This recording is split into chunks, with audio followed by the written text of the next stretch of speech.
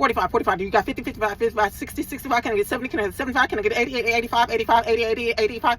Yeah, you guys, that's practically what's going on right now between the United States and China, because I just saw here reportedly recently that China has raised their tariffs on U.S. goods to 125%. And yeah, that's going to be felt, you guys, because we practically get everything from China. I mean, I'm one of them people that from time to time when I buy something, I'll check the label out of curiosity to see where it was made. And I was surprised to see that the majority of the things that I have are made in China. I mean, they make everything. And it is reported that they are the world's biggest exporter, while they bring in very few goods from other countries. So eventually something was going to have to give, you guys, because I remember a family member telling me that years ago my grandfather had said that China was going to end up owning the U.S. one day. And it's just so interesting that he made that statement, because we do get a lot of our goods and services from them, but we're also in hella debt with them.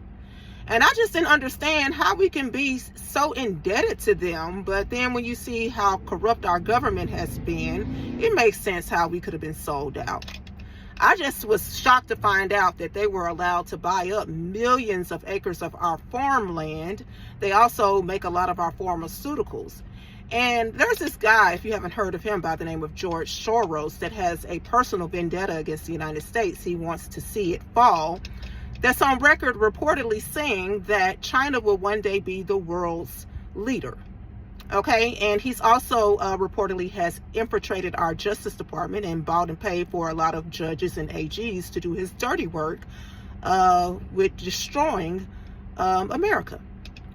So, you know, eventually something's going to have to give, you guys. I think that even though we may feel the effects of this in the short term, it's going to force us to be more independent, which was what we should have been all along. Because, you know, I remember back in the days when we used to see Made in America, and it gave you this certain feeling when you saw things that were made from where you're from. You know, I think it'll help us to get back to that point. Okay, and that's where we need to be. So we'll see how it goes, you guys, because eventually something was going to have to give.